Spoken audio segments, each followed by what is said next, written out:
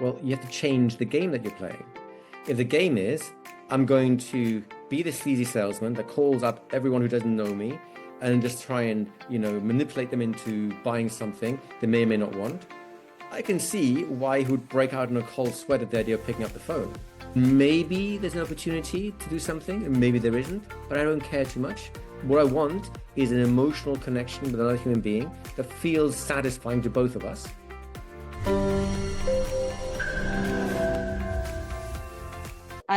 This is one of my favorite stories. I have quite a few favorite stories, but this one is, I have a client who, she's a photographer.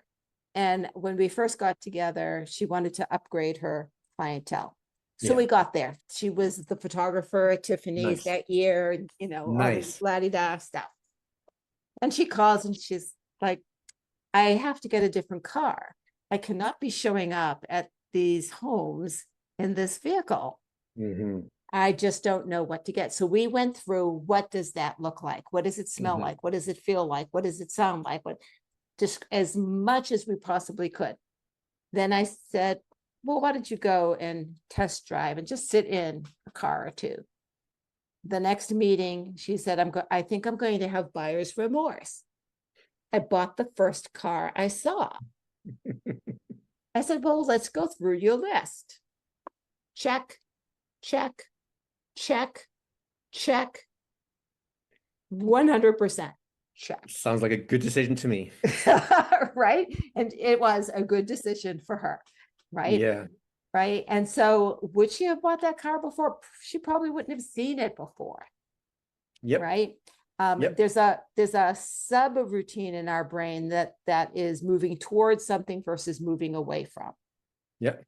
And if she were moving away from the car that she had, she would not be moving towards our car that she wants. So these are the mind games that we play with. Absolutely. In fact, I just came off a call with a client today with a very similar issue. He's starting a new business and he's got to basically do a bunch of cold calls or reactivate his old network to try and drum up business. And he's been avoiding it and avoiding it and avoiding it. So we had a chat about, okay, what's going on? What do you really want? Right. And of course, whilst his mind is filled with fears of judgment and retribution and people being harsh with him and so on, no wonder he doesn't want to pick up the phone. His mind is full of failure, right? So then how do you turn something like that around? Well, you have to change the game that you're playing. If the game is, I'm going to be the sleazy salesman that calls up everyone who doesn't know me and just try and, manipulate them into buying something they may or may not want, I can see why he would break out in a cold sweat at the idea of picking up the phone, right? But when the game is, let's just talk to people and see if I can make the day just a little bit brighter just by having a fun conversation. And then maybe there's an opportunity to do something, and maybe there isn't, but I don't care too much. What I want is an emotional connection with another human being that feels satisfying to both of us, right? Suddenly, cold calling anxiety goes away, procrastination goes away, fear goes away. He doesn't need to go for the big kill sale right now. He just needs to talk to people and be okay with that. And suddenly he is as motivated to pick up the phone as he used to be inhibited before. And it's just a change of story in his own mind. That's all that he needs is to change the way he's looking at what he's doing. And what's really interesting when I do that, I'll give one example from this year. I went on a road trip for 7 weeks. And the road trip specifically was to go cross country and come back, but to connect with people I'd met virtually. Nice. In real life. That's a nice plan. I like that. Right. Just to connect. Right. Yep. And I was in Denver and I met with a gentleman in Denver. We went for some coffee and I happened to talk about an example of when I learned not to control as a leader and, what happened and, how I changed my approach. And he said, I think my company could use you. It was not intending that. This is it. At all. No, it's just because you're not pushing, because you're not needy, because you're not slimy, because you're not trying to do anything.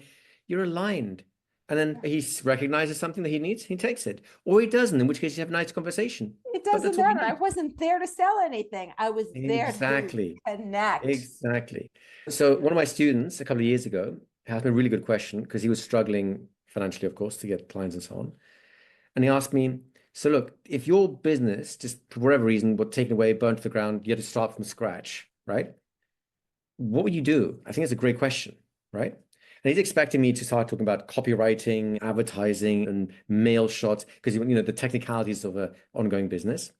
I think my answer shocked him. I said, well, the first thing I would do is I would get out my diary, look up every person I know, and I just start calling everyone and just have a chat, right? And he was nonplussed. But about what? Why? Just talk. I don't know where they're at. I don't know what they want. I don't know what they need. I'm just going to talk to everyone I know to get a sense of a snapshot of where they are in life. And somewhere in those conversations, I know something will shake loose that will open up a door, a possibility, an opportunity. And then we're off and running, right? Maybe it's the one opportunity that's built a whole new career, or maybe it's just an extra client that just keeps me ticking over until nothing happens. But I don't know any of that until I talk to people. Exactly.